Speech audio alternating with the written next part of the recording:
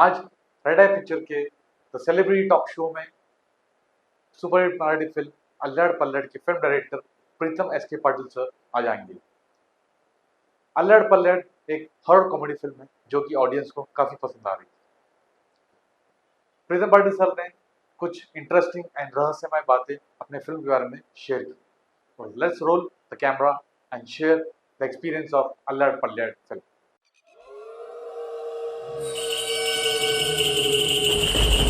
आत्म्यांच्या भ्रमणाचा काळ असेपर्यंत वेस सोडून कोणीही आत जाता कामा नये. अनिष्ट संभवते.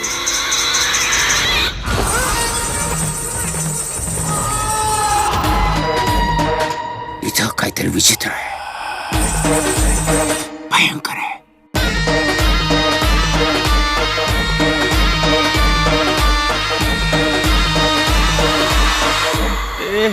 ती पोरगी खरंच कोण होती? नाळीचा आत्मा.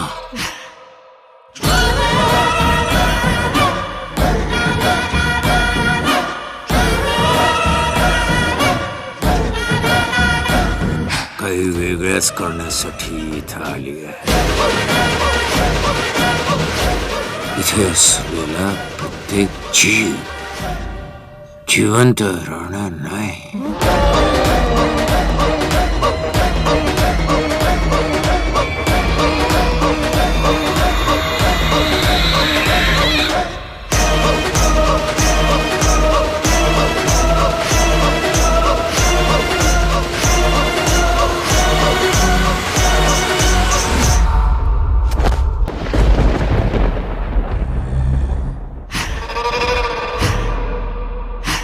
गुरुजीला शोधायला पाहिजे, नाहीतर अवघड होईल.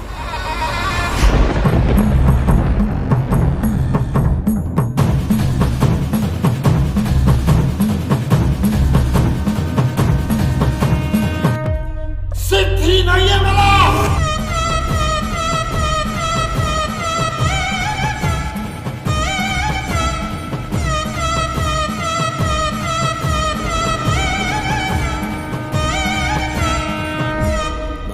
चित्रावर रातभर चाकवा आणि सकाळ खेळ खलास.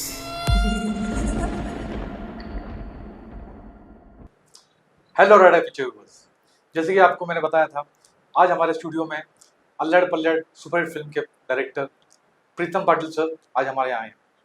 Welcome to the red eye picture sir. Thank you so much. Pritam sir ने काफी सालों से काम किया है. पहले हम उनके इस लेटेस्ट फिल्म के बारे में बात करेंगे, अल्लड़ पल्लड़. बहुत सारे लोगों को लगता है ये कि किस टाइप का वर्ड है, ये कौन से जॉनरा का वर्ड है, मतलब बेसिकली अल्लड़ पल्लड़ है क्या actually? Allad Pallad it's a Marathi film obviously. तो मल्लड़ अल्लड़ यानी होता है कि इस तरफ और पल्लड़ यानी उस तरफ. ओके. तो फिल्म बेसिक ऐसा था कि फिल्म है, ये हम एक बेड में फिल्म कर रहे थे जो एक गांव जो पूरे नदी के बीच में बसा हुआ है. ओके. और उस गांव को जाने के लिए आपको एक शिप से अदरवाइज होड़ी जो होती है उससे ही जाना पड़ता है. तो इसीलिए बाय ट्रेडिशन वाइज हमने इसका नाम दिया कि अल्लड़ पल्लड़, क्योंकि उसमें कैसा बहुत इंटरेस्टिंग ट्रेडिशन है कि जब साल में से 3 दिन गांव में भूत आता है. ओके. घोस्ट आता है. हाँ. और घोस्ट आता है तो 3 दिन गांव में के जो पूरे लोग हैं वो पूरे गांव छोड़ के गांव के बाहर जाते हैं. ओके. तो इसीलिए उसका नाम दिया गया है अल्लड़ एंड पल्लड़. ओके. अल्लड़ पल्लड़ सर फिल्म एक सस्पेंस थ्रिलर फिल्म है.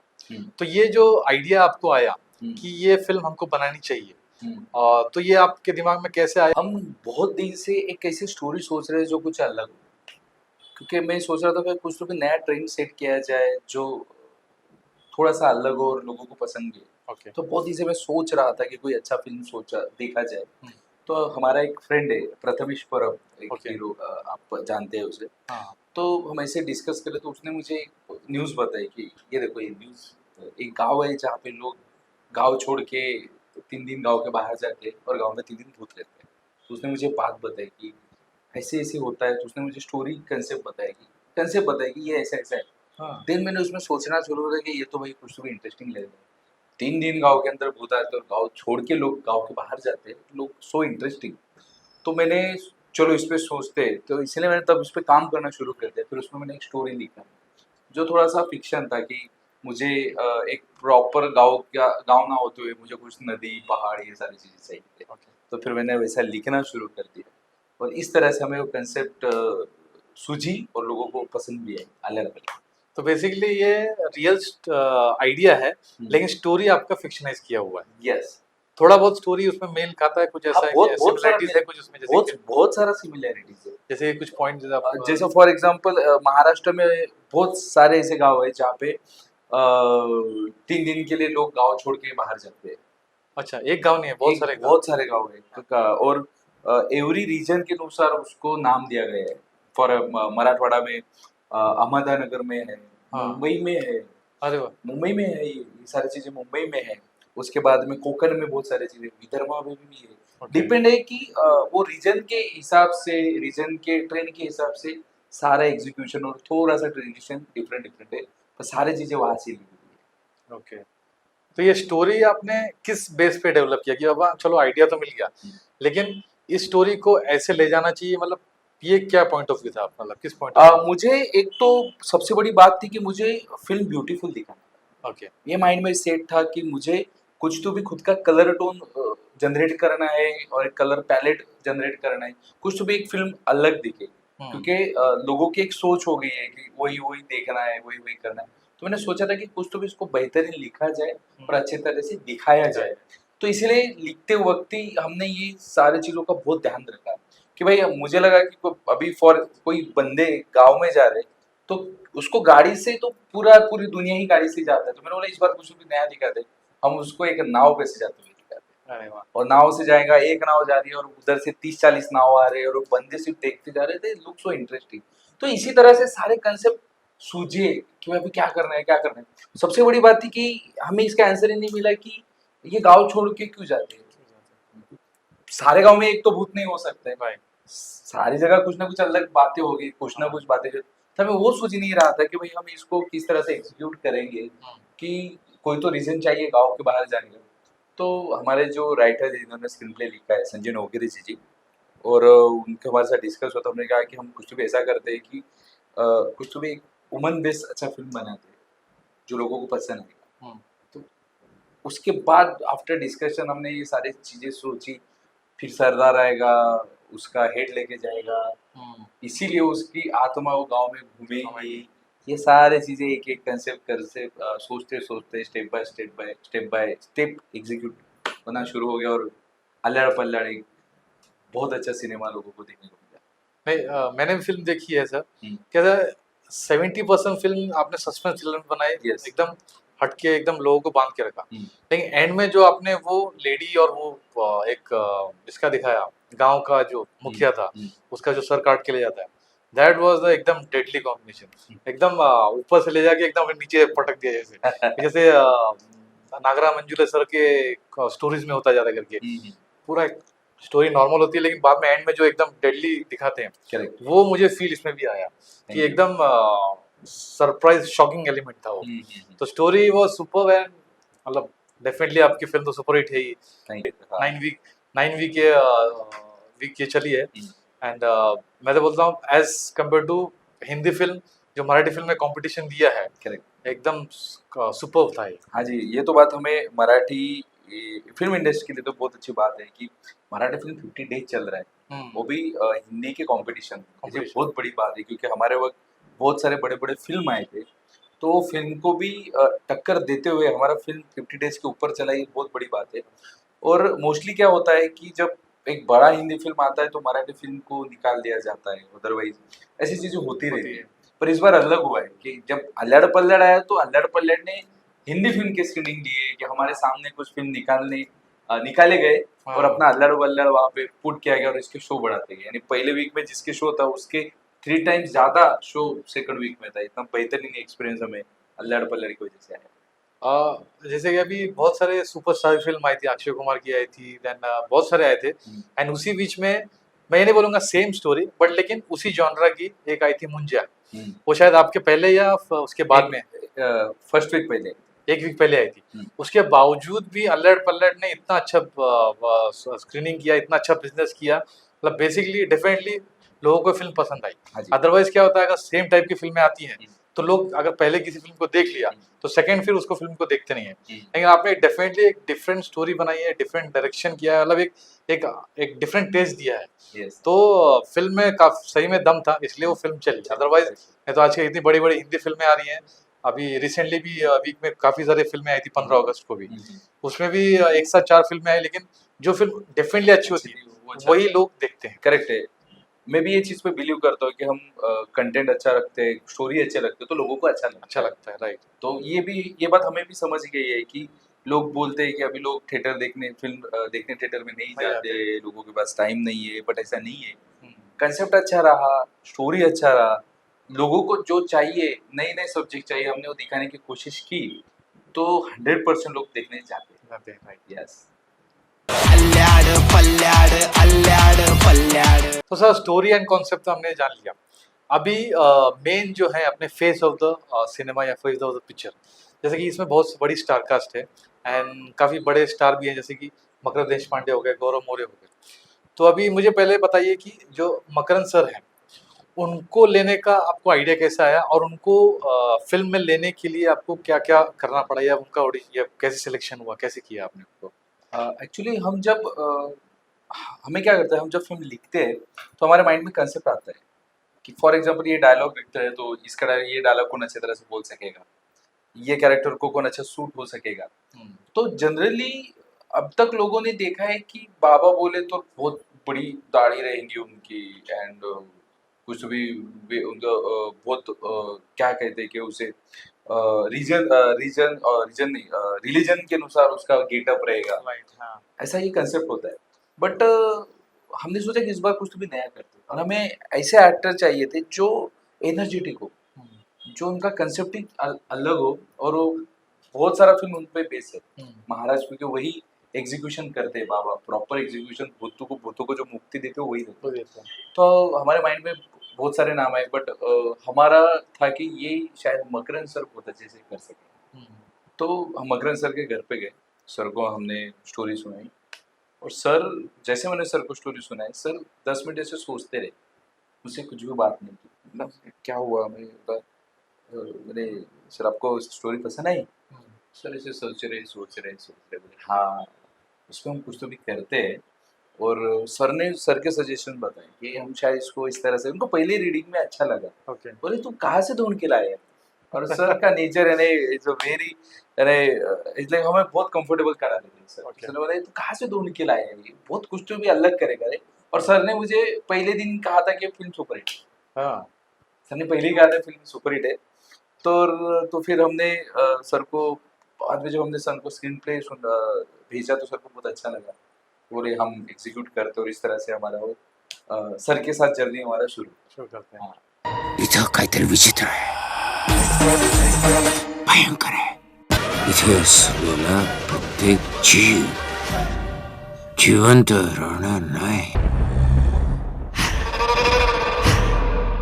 सिद्धि नहीं है मला। मकरंद सर अभी कैसे बहुत बड़े स्टार हैं, अभी वहां तक पहुंचना मतलब काफी लोगों के साथ कांटेक्ट किए, इसके थ्रू जाना पड़ता है। और जैसे कि आपने पहले फिल्म बनाई थी लेकिन इतने नोन बड़े नहीं थे, तो फिर वो गैप फिल करना या फिर वो कंफर्ट जोन, तो वो कैसे उन्होंने आपको ये किया कि अब मैं फिल्म आपके साथ करूंगा? एक्चुअली इसके पहले उन्होंने मेरा खिचिक नाम का फिल्म देखा था। ओके। सर ने देखा था, और सर को मैंने जब कॉल किया था तो मैंने कहा था कि मैं खिचिक ये फिल्म का डायरेक्टर बात कर रहा हूँ। ओके। तो सुना, अरे हाँ सर को अच्छा लगा था फिल्म, अरे मैंने आपका फिल्म अच्छा लगा था, ओके। हम मिलते। तो उतना कुछ ये नहीं हुआ, क्योंकि क्या होता है कि जो लोग जेन्यून होते हैं उनको उतना कोई प्रॉब्लम नहीं आता है स्टारकास्ट के बारे में। और लोग क्यों ऐसा बताते हैं कि स्टार को मिलने के लिए प्रॉब्लम होता है, ऐसा कुछ नहीं है। ओके। क्योंकि सारे फील्ड का एक डिफरेंट स्टाइल और ऑरा होता है, उससे हम फॉलो करें तो शायद हमें उसका एग्जीक्यूशन जल्दी से मिल सकता है। तो हमें तो ऐसा कोई प्रॉब्लम नहीं आया, सर ने अच्छे से अवेलेबिलिटी हमें करा दी। ओके। और सारी चीजें अच्छी से हो गई। हमारा मेन टास्क ये था कि सर को ये स्टोरी पसंद आना चाहिए और सर ने करना चाहिए, ये हमारे लिए बहुत बड़ा टास्क था। तो सर को ये बात अच्छी लगी, और देन सर ने तो पूरी क्या कहते हैं धूम मचा दी। नहीं, और सर कैसे प्रॉपर एकदम थिएटर आर्टिस्ट टाइप एकदम, और मैं नहीं बोलूंगा स्टार नहीं, लेकिन स्टार हैं, लेकिन उससे पहले वो मेन आर्टिस्ट है, तो उनको एक आर्ट एंड क्राफ्ट का प्रॉपर नॉलेज है। तो नॉर्मली एक क्योंकि स्टारडम होता है तो प्रॉपर क्या पहले देखता है कि बजट क्या है, लोकेशन क्या है, लेकिन मकरंद से जहाँ तक मैंने उनको देखा है पिक्चरों में, एक मैं बोलूंगा, मैं कंपैरिजन नहीं कर रहा हूँ, लेकिन एक मराठी फिल्म के नसरुद्दीन शाह टाइप लगते हैं वो, कि बेसिकली वो लुक भी है और वो एक्टिंग भी उस टाइप की करते हैं, क्योंकि उनका वो फील आता है एंड वो एक क्राफ्ट को इम्पोर्टेंट देते हैं इससे पहले कि बजट या फिर किसी और चीज को। दूसरा आपके एक फिल्म में मेन इम्पोर्टेंट है जो काफी सारे एक स्टार भी हैं, गौरव मोरे, वो बेसिकली एक रियलिटी शो भी करते थे एंड उनका भी वो काफी फेमस थे, तो उनको लेने का आइडिया कैसे आपको आया और वहां तक आप कैसे उनको सिलेक्शन किया आपने उनका? गौरव जी का एक्चुअली गौरव जी और हम एक इसके पहले मिल चुके थे। अच्छा।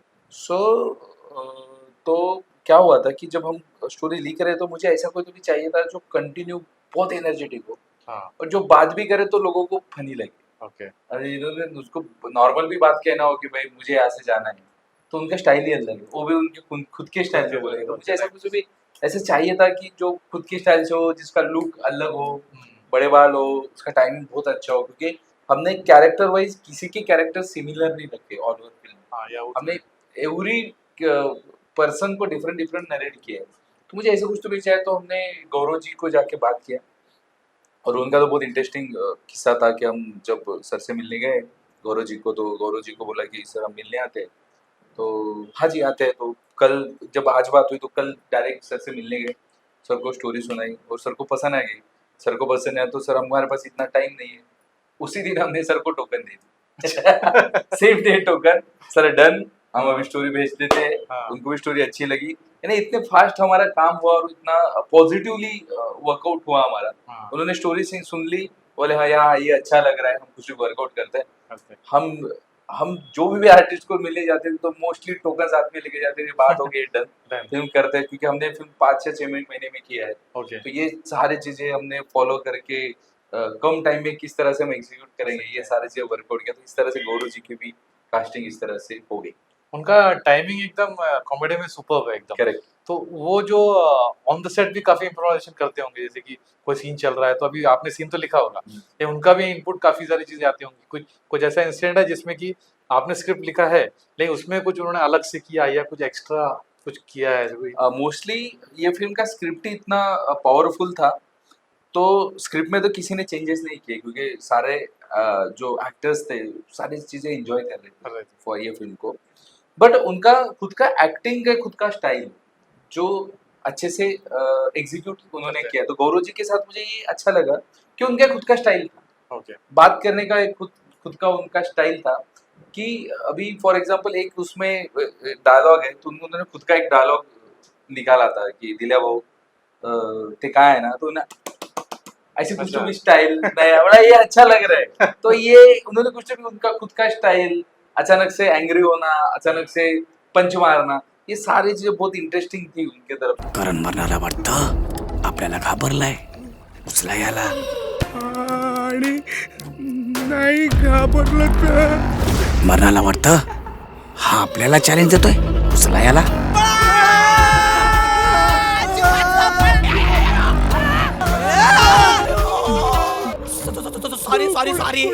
तो ऑब्वियसली इनपुट सारे लोगों ने ही दिए, यानी जो भी हम एक साथ मिलजुल के काम करते तो इनपुट के सिवा किसी के इनपुट के साथ ये बातें हो ही नहीं सकती। तो उनका काफी पॉजिटिव इनपुट थे सर के भी, गौरव सर के, वो बताते कि हम इस तरह से करें तो शायद अच्छा लगेगा, इस तरह से हम एग्जीक्यूट करके एक अच्छा एग्जीक्यूशन हुआ। सबसे बड़ी बात थी कि एक सीन था कि हमने उनको बोला था कि सर कुछ तो भी मारने को उठाते, तो सर ने एक पैरोट उठाया था मारने के लिए, वो मुझे उनका स्टाइल अच्छा लगा था कि पैरोट से ही मार दो वो गोश्त को, वो अच्छा एग्जीक्यूशन था। ऐसे छोटे मोटे बातें फिल्म में होते रहते, उन्होंने बहुत अच्छे से उनका किरदार बहुत कमाल निभाया सर, और पूरे महाराष्ट्र के लोगों को उनका किरदार बहुत पसंद है।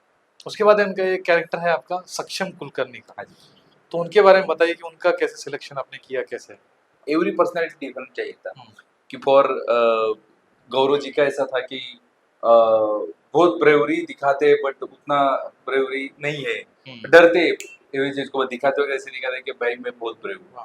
हाँ, सेम मुझे ऐसा कैरेक्टर चाहिए था कि जो बात बात पे गिर जाए, बात बात के गिर जाए, ऐसा मुझे कैरेक्टर चाहिए था। जो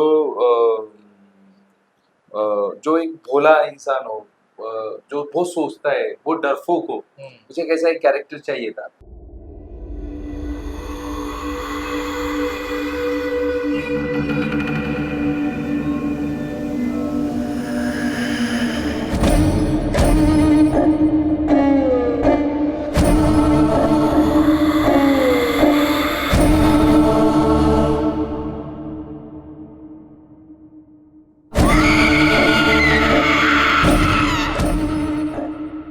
तो सक्षम जी मेरे अच्छे दोस्त है, बहुत अच्छे दोस्त है सक्षम जी। तो मैंने उनको एक बात सुनाई कि सर ये कमाल स्टोरी है मेरे पास और एक कमाल का कैरेक्टर है, आपको करने को बहुत मजा है। और मैंने उनको सुनाया और उनको बात अच्छी लगी, क्योंकि मुझे ऐसा एक सिंसियर पर्सन चाहिए था फिल्म में कि उसे दुनिया से कोई लेना देना नहीं है, मैं मेरा जी रहा हूँ। तो ऐसे कैरेक्टर मुझे सक्षम जी की तरफ देख के लगा था कि he can do very he can do very well. मुझे लगा कि वो अच्छे तरह से कर सकते हैं, तो इससे मैंने उनको अप्रोच किया कि ये करते, उनको स्टोरी अच्छा लगा, फिर उसी दिन सेम डे हम उनको डन कर दिया। नहीं उनका भी जो टाइमिंग था डरने का एंड देन थोड़ा सा कॉमेडी करने का, वो सुपर्ब था एकदम। यस, और हमें बहुत दिन से मुझे उनके साथ काम करने का एक इच्छा थी कि मैं सर के साथ एक बार काम करूं, क्योंकि मैं बचपन से उनके पक पका दे धक्का ऐसे फिल्म देखते आया हूँ। और मुझे अच्छा लगा कि चलो होता है ना कि ये बंदे के साथ हम काम करते हैं, तो ये मुझे उनके लिए एक सॉफ्ट करना था कि इनके साथ मुझे काम करना है। और इसके पहले भी हमने एक बार ट्राई किया था उनके साथ काम करने, पर वो हो नहीं सका। अच्छा, बट तो इसीलिए हमने सोचा कि भाई इस बार हम सर के साथ ही काम करते हैं और वो कैरेक्टर के लिए प्रॉपर फिट होते थे। ओके। तो इसी तरह उनको उनका सिलेक्शन, और यानी हमने बहुत फन किया सेट पे। यानी सारे लोग इतने अलग थे, मकरन सर का कुछ तो भी और अलग, गौरव जी का कुछ तो भी अलग चल रहा है, सक्षम जी का कुछ तो भी अलग चल रहा है। ऐसा ऐसा लगा था कि इट्स 3 जनरेशन एक साथ काम करके जो होते हैं ना स्कूल के बच्चे जैसे, एक दोस्ती होती है, जो एनवायरनमेंट होता है, ये सारी चीजें हमने एंजॉय की। उसमें से आपका एक और एक कैरेक्टर थे भाग्यम जैन भाग्यम का, जी, यस। उनके बारे में आप बताइए, उनका कैसे भाग्यम भाग्यम जो था वो इज मुझे एक ऐसा बंदा चाहिए था जो बहुत स्मार्ट हो, इनोसेंट हो। तो भाग्यम से मैं ऑलरेडी जानता था उसे, इज अ गुड डांसर, और हमारे पास सीखता भी था वो।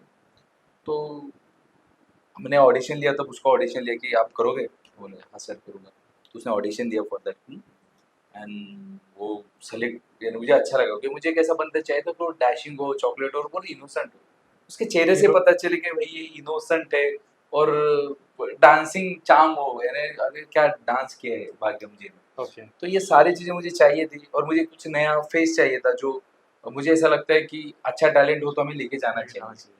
तो इसीलिए हमने भाग्यम जी को चूज किया, और भाग्यम जी डांस में तो कमाल है, मुझे उनका डांस बहुत अच्छा लगा। केला होता त्याच्यामुळे मी खुश होतो जास्त, कारण कसं असतं जेव्हा तुम्ही फर्स्ट टाइम कॅमेरा फेस करतात तर मला वाटतं की जिथे तुम्ही खूप कॉन्फिडंट असाल ती गोष्ट जर पहिले झाली तर तुमच्यासाठी फायदेमंद असतं. सो जेव्हा मला माहिती पडलं की शेड्यूल जनरली असं होतं की डान्सचा शेड्यूल नंतर असतो, पण आपल्या ह्याच्यात उलटं झालं की डान्सचा शेड्यूल पहिले होता आणि तो पुण्यातच शूट झाला होता.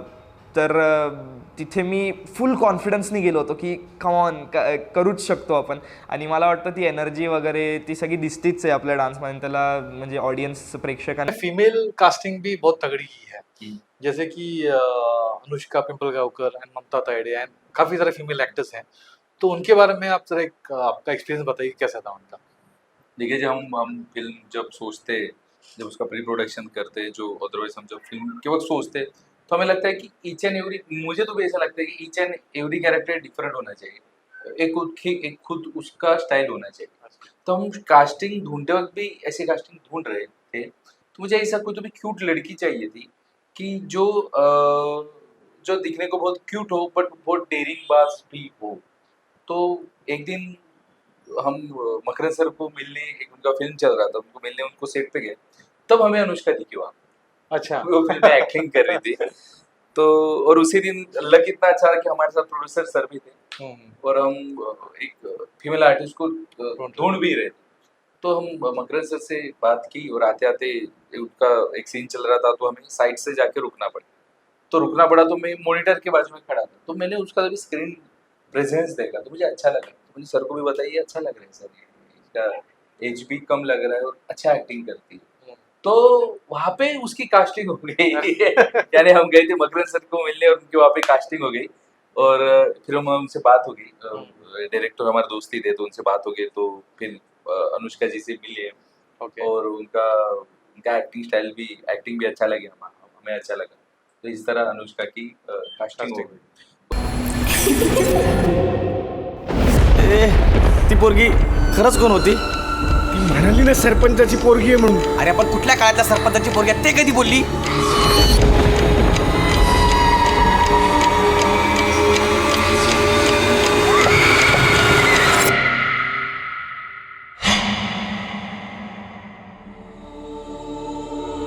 उसके बाद में चिन्मय उदगीरकर जी थे। मुझे ऐसा सरदार चाहिए था कि भाई जरूरी नहीं कि सरदार ऑल टाइम 50 साल का ही हो, 40 साल का हो। मुझे लगा कोई तो भी जिसका मस्कुलर हो और सच में सरदार दिखना चाहिए, जिसकी आंखों से भी पता चले कि भाई ये नहीं है सरदार है, कुछ तो भी ये आदमी यानी देख के बाद भी कुछ ना कुछ करेगा। Correct. तो इसीलिए मैंने बल्क हंक पर्सन चाहिए था जो चिन्मय जी ने कैरेक्टर इसमें किया है।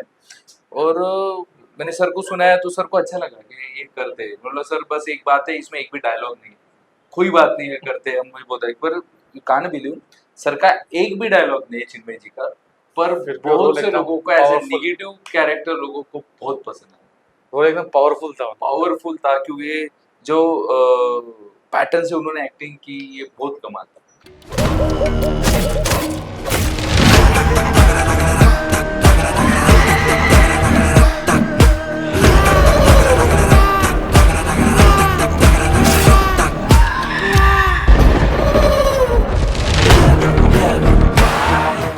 उसके बाद एक फिल्म में जो भूत दिखाया गया है पूजा वाघ जी, हाँ। उनकी भी कास्टिंग बहुत इंटरेस्टिंग थी कि हमने बहुत भूत देखे। अभी एक्टर के लिए तो हम ढूंढते, पर हमने इस बार भूत के लिए बहुत कास्टिंग देखी कि भाई कोई तो भी अच्छा भूत होना चाहिए। हाँ। बहुत चेहरे देखे, बट मुझे लगा कि भूत है तो जरूरी नहीं है कि ऑल टाइम विलेज टाइप का ही दिखे, ना कुछ तो भी अलग करते। तो हमने कुछ तो भी एक यूनिक फेस चूज किया जो गांव वालों से थोड़ा अलग हो। ओके। तो इसीलिए पूजा मैम की इस तरह से कास्टिंग हुई जो थोड़ा सा फिल्म में अलग दिखते हैं। अरे शी सो ब्यूटीफुल और उनका इनोसेंस एंड ये सारे चीजें मुझे लगा कि फॉर एग्जांपल अभी हमारे सरदार जी पे किसी की नजर जाए तो बहुत ब्यूटीफुल होनी चाहिए। तो इस हिसाब से ये सोच के हिसाब से उनका हमने कास्टिंग किया। और एक थी ममता जी टाइडे जो सारे ऑल टाइम लोगों को लगा कि भूत है वो वही वही है, है। जो सारे चीजें हो रही है वो वही कर रही है।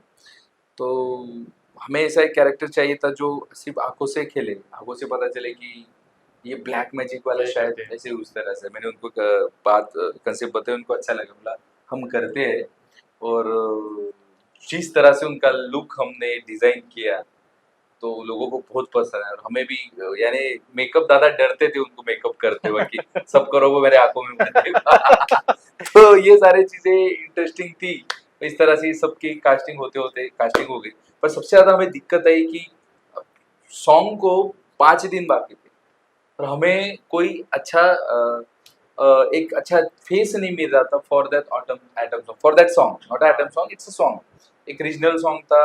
हमें मिल नहीं रहे, तो हम बहुत ढूंढ रहे थे। तो हमने तभी सारे आर्टिस्ट बहुत बिजी थे, तो हमने माधुरी जी से बात की। अच्छा। माधुरी जी को कहा कि हमारे पास ऐसा है, आप करोगे?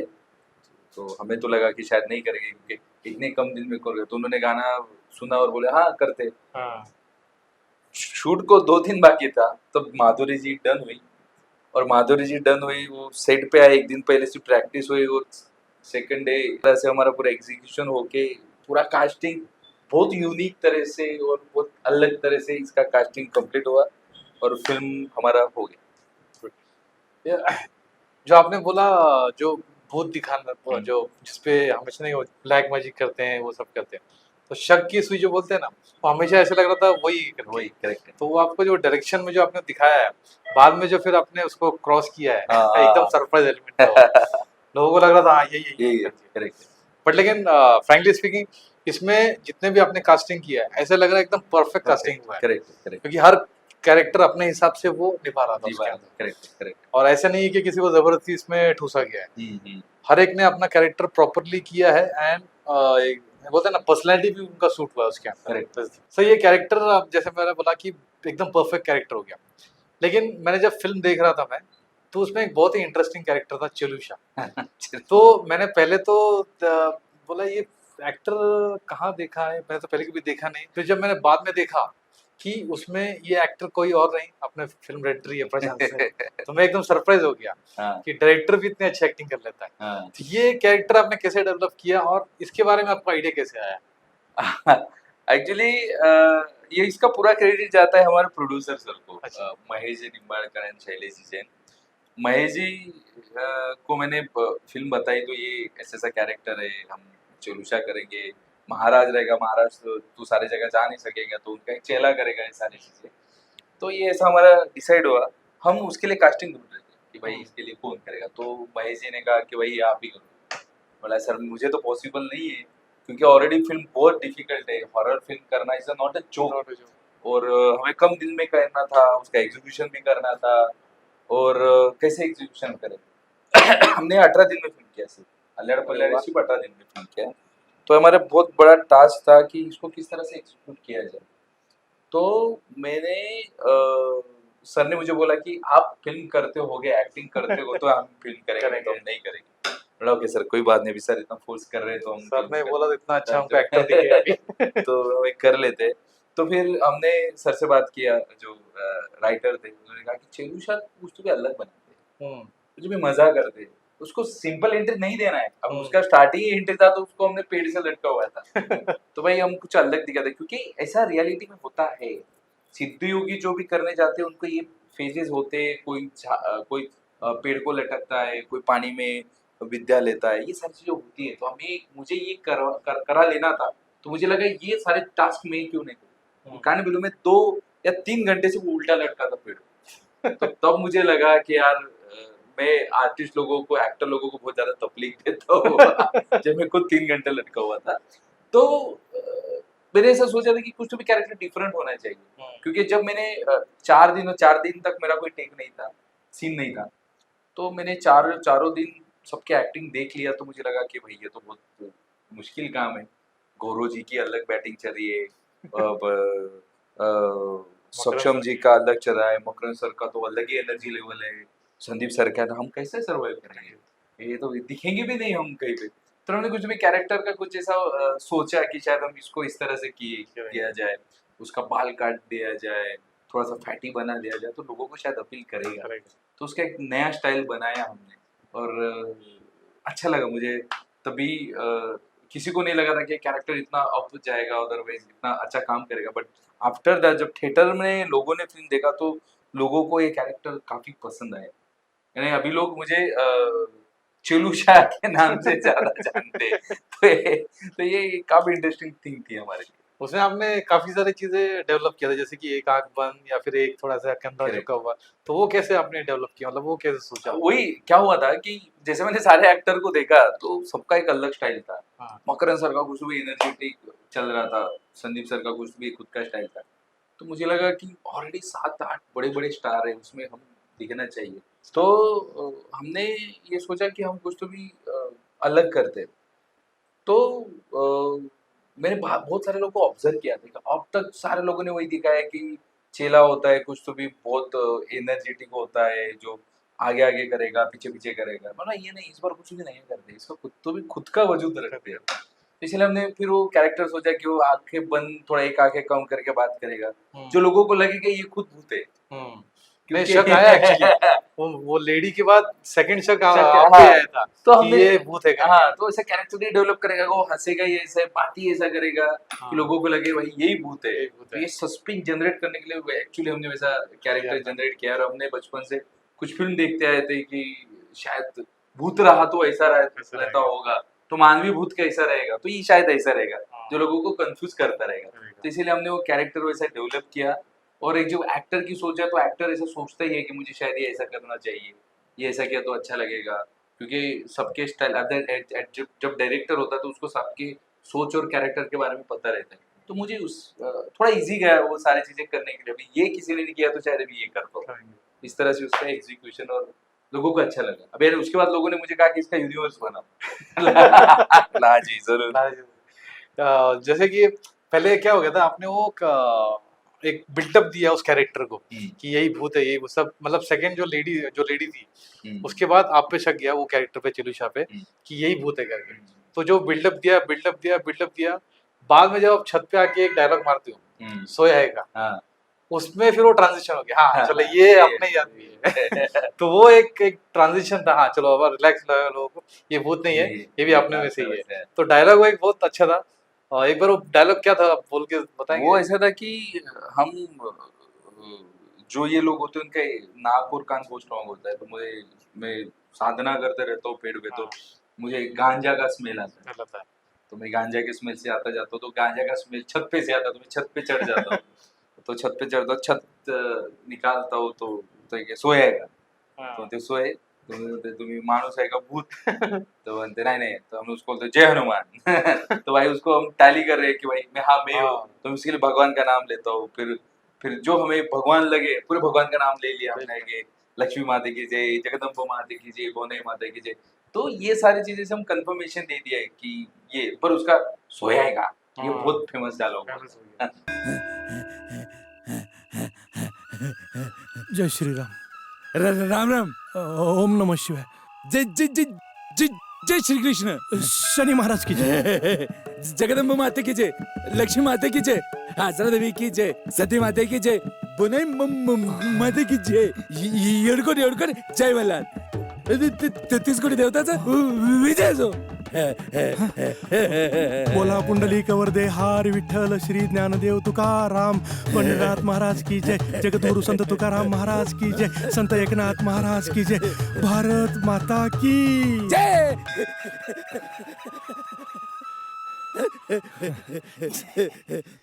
हेलो फेमस डायलॉग, बहुत फेमस। हाँ, अभी मैं भी सुनता हूँ ना, तो भाई कोई बच्चे जा रहे हैं तो कोई चला सोई माराला चलता है, सोएगा, ये सारी चीजें अच्छा। अब ये सुन के अच्छा लगता है कि भाई ये हमने बनाया है और ये लोगों में ये चीजें अच्छी लगने लगी। इसमें एक सर बहुत ही एक इम्पोर्टेंट कैरेक्टर है संदीप पाठक सर का, उनका आइडिया आपका कैसा है और उनका आपने कैसे प्रोसीजर किया? एक्चुअली संदीप दादा के साथ मैंने इसके पहले हमारा डिस्काउंट नाम का फिल्म किया था। अच्छा।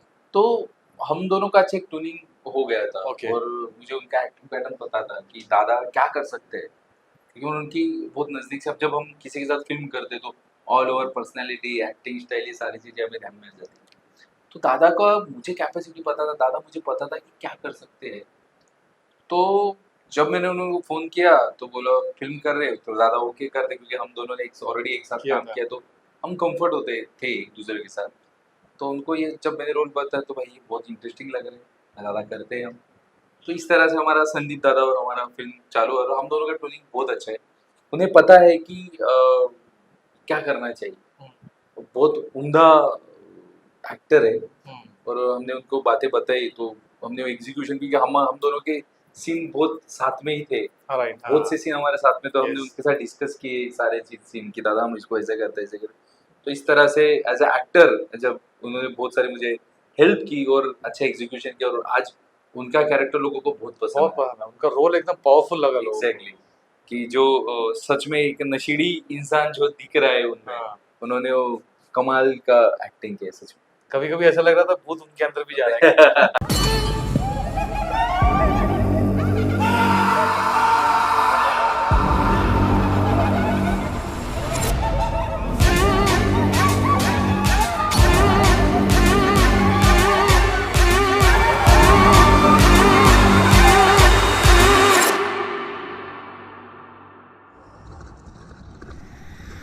सर कास्टिंग तो हमने सुन ली, लेकिन होता है ना काफी सारी चीजें शूट करते टाइम बहुत सारे इंटरेस्टिंग कुछ इंसिडेंट होते हैं, या फिर शूटिंग करते टाइम खुद बहुत मजा आता है, या कुछ ऐसे फैक्ट्स हुए हैं कि अब शूट करते टाइम आपको फील हुआ है, या फिर ऐसे कुछ सरप्राइज एलिमेंट आपको मिले हैं, कुछ ऐसे हुआ है शूटिंग में?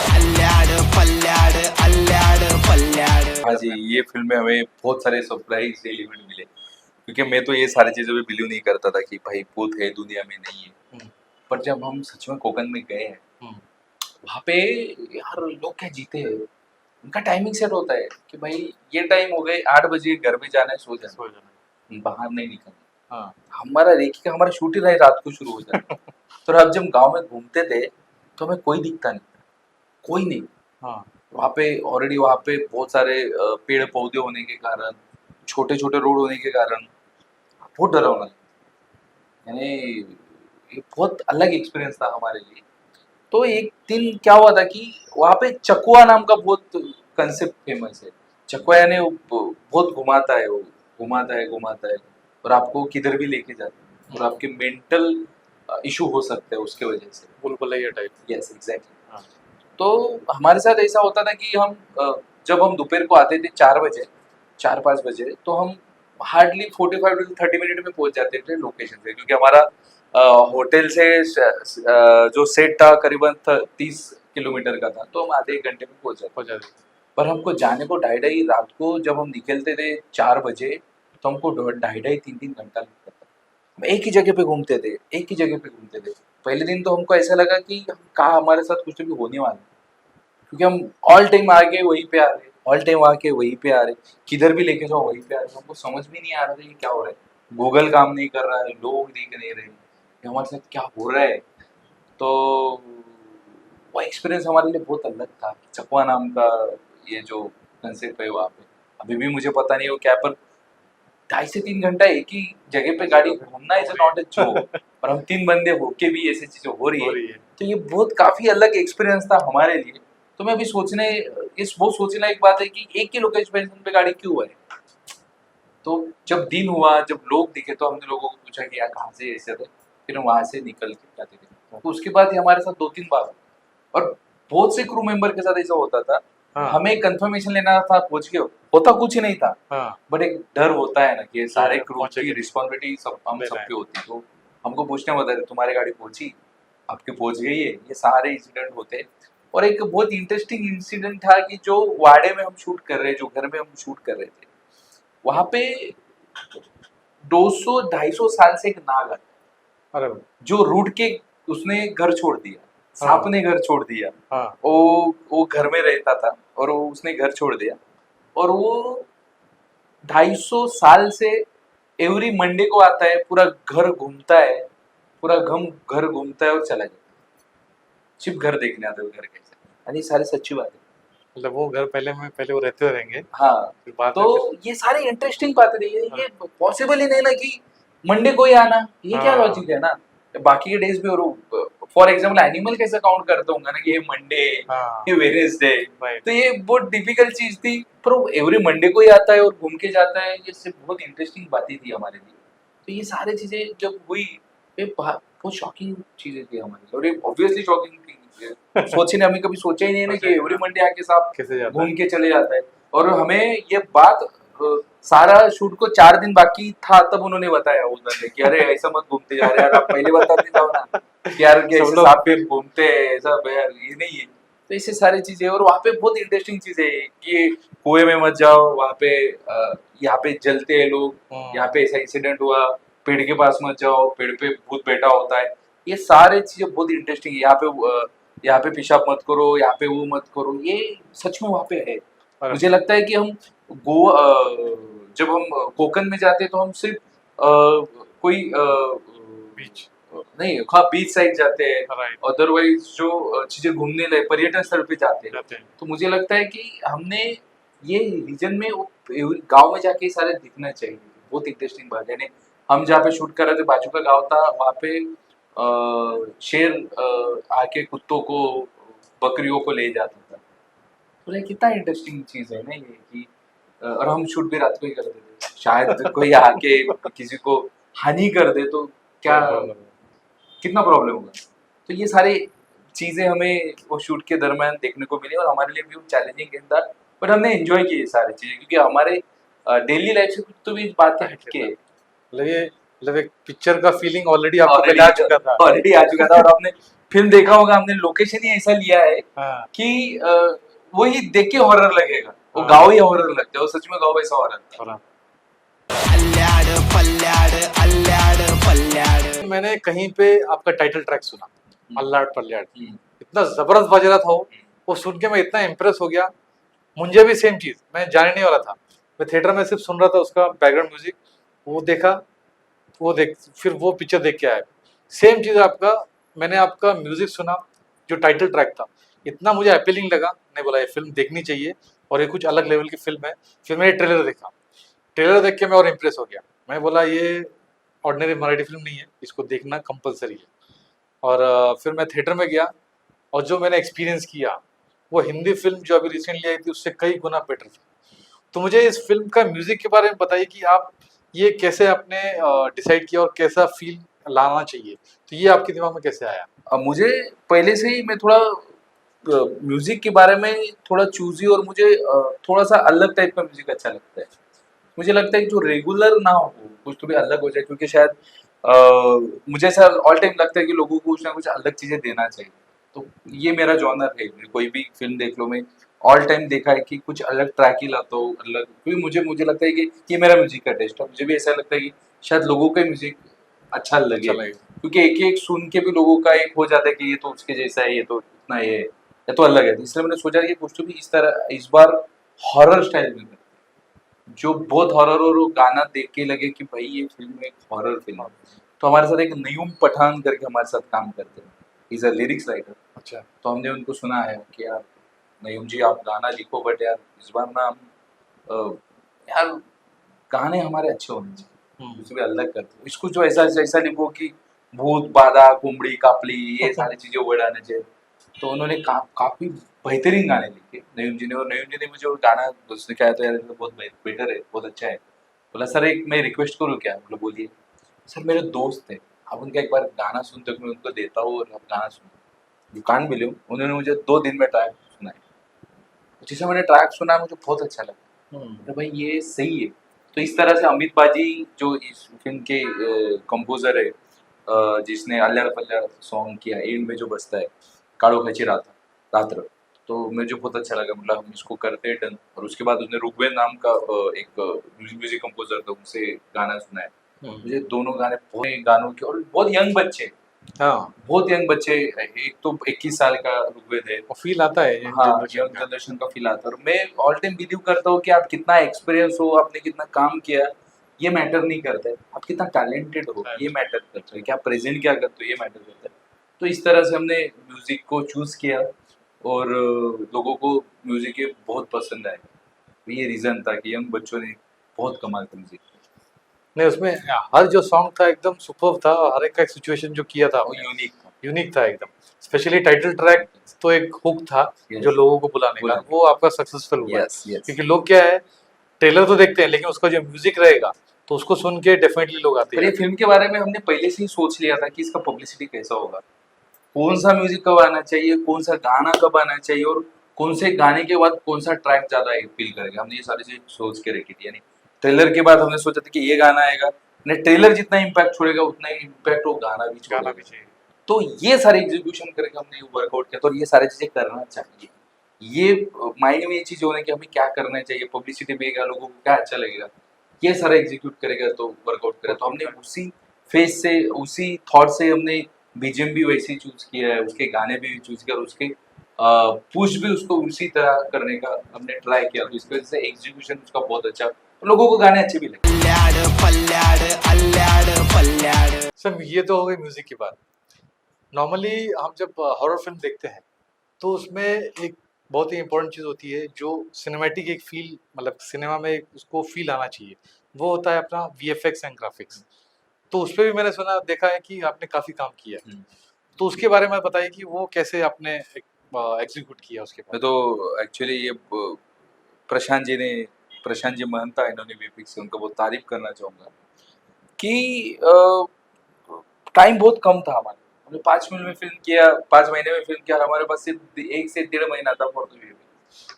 तो हमें एक बहुत बड़ा टास्क था कि इतना बड़ा वीएफएक्स कैसे करें, और वीएफएक्स को किस तरह से एग्जीक्यूट किया जाए।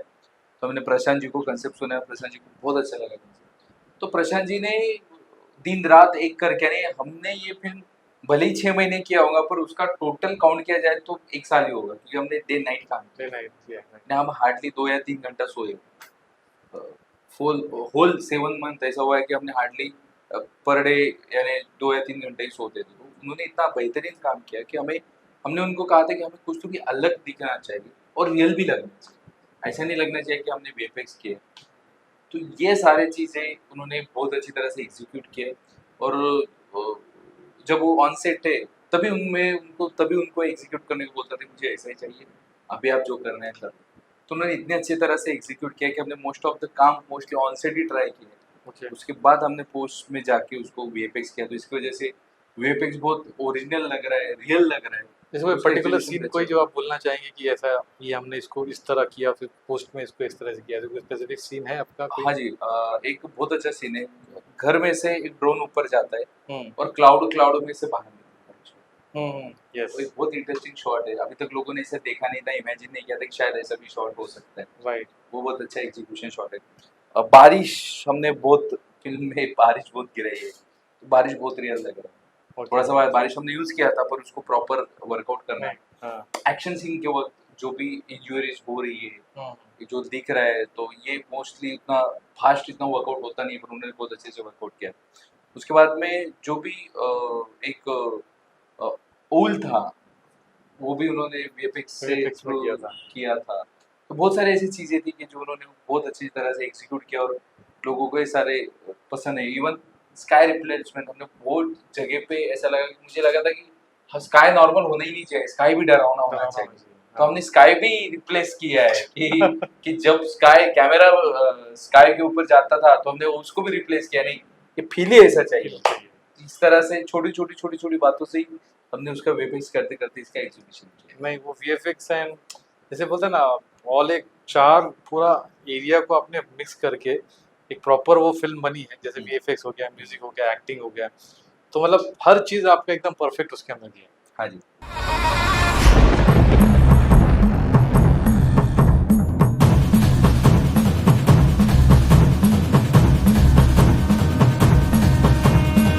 सही है, तो हो गई अल्लाड़ पल्लाड़ पार्ट 1 की बात। अभी पार्ट 2 का कोई आपका आइडिया है कि आगे चल के इसका कुछ सीक्वल आप निकालने वाले हो, कुछ आपका कुछ काम चल रहा है इसके ऊपर? हाँ जी, उसका तो हमने अनाउंस कर दिया है कि आफ्टर 1 सारे लोगों ने अप्रिशिएट किया कि इसका 2 भी बनाओ। 1 को बहुत अप्रिशिएट किया, और उसके बाद कहा कि इसका सर 2 भी बनाओ, क्योंकि लोगों को ये चीज़ बहुत अच्छी लगी। और उन्होंने कहा कि इसको और इंटरेस्टिंग बनाओ, और इस तरह से नई नई चीज़ें लोगों को दिखाओ, क्योंकि हमने ट्राई किया रिचुअल्स दिखाने के कि महाराष्ट्र में ऐसी बहुत सारी चीज़ें जो लोगों को पता ही नहीं। मुझे खुद को पता नहीं थे कि 3 दिन लोग गांव के बाहर जाते हैं, जाते हैं। और इंसानियत की वजह से ही भूत होता है, यानी वही कंसेप्ट है ना। मुझे लगा कि हमको लगा कि शायद ये फिल्म इंसानियत पे ही बनाई जाए। एक पूरा फिल्म देखो तो ऑल ओवर कर्मा पे फिल्म है, राइट, क्योंकि सारी चीजें कर्मा पे ही होता है। तो लोगों की बात अच्छी लगी, तो सब लोगों ने कहा कि इसका 2 भी बनाओ, और सर को भी बातें अच्छी लगी, और फिल्म तो ऑब्वियसली पहला हिट होने के कारण तो इसका 2 भी बनाना चाहे। तो मुझे लगा कि लोगों को और ऐसी अच्छी बातें दिखाना चाहिए कि जो लोगों को नहीं पता, जो भी हमारा जो भी मराठी प्रेक्षक है, प्रेक्षक वर्ग, हम प्रेक्षक माँ बाप बोलते हैं उसको, उनको हमको लगा कि उनको ये सारी चीज़ें दिखानी चाहिए, इसलिए हमने 2 भी अनाउंस किया है। और इससे बहुत बेहतरीन और बहुत कमाल का फिल्म होगा, लोगों को बहुत इंटरेस्ट है। नहीं, हम सभी ऑडियंस को आपके पार्ट 2 का डेफिनेटली इंतज़ार है, क्योंकि जो फर्स्ट में आपने जो पूरा दिखाया है, हम चाहते हैं कि वो एक्सपीरियंस वापस से ऑडियंस को चाहिए एक्चुअली। सर, अभी ये पिक्चर तो बहुत सारे लोगों ने थिएटर में देखी, लेकिन काफ़ी सारे लोगों ने इसको मिस भी कर दिया है। तो अभी ये फिल्म हमें फिर से कैसे देखने के लिए मिलेगी? अभी जल्दी ये फिल्म ओटीटी प्लेटफॉर्म और टीवी पे जल्दी आएगा, सैटेलाइट यानी टीवी पे जल्दी आएगा, और लोगों को फिल्म देखने को ज़रूर मिलेगा। और जल्दी शायद टेलीकास्ट होगा, लोगों को एक बार वापस से घर में ये सारी चीज़ें देखने को मिलेगी। ठीक है सर, आपका फिल्म के बारे में जान के तो बहुत अच्छा लगा, एंड आपसे बातचीत करके बहुत अच्छा लगा। एक अलग एक्सपीरियंस आया, और अल्लाड़ पल्लाड़ जो एक फिल्म बनी थी, उस सोच के पीछे क्या एक इंसान मतलब एक डायरेक्टर की क्या सोच थी वो एक रेड आई पिक्चर व्यूअर्स को आज पता लगी है। डेफिनेटली एक फिल्म कैसे बनती है एंड लोगों को काफ़ी एक्सपीरियंस आपने शेयर किया किस तरह ये है। तो आपका आने के लिए बहुत बहुत शुक्रिया thank you so much. And हम चाहेंगे आप नेक्स्ट फिल्म में भी आप हमारे स्टूडियो में आए जी। एंड आप एक्सपीरियंस शेयर करें। हाँ जी। तो रेड आई पिक्चर व्यूवर्स आपने देखा अल्लाड पल्लाड के डायरेक्टर प्रीतम सर उन्होंने अपने फिल्म के बारे में शेयर किया। तो हम मिलेंगे नेक्स्ट एपिसोड में ऑफ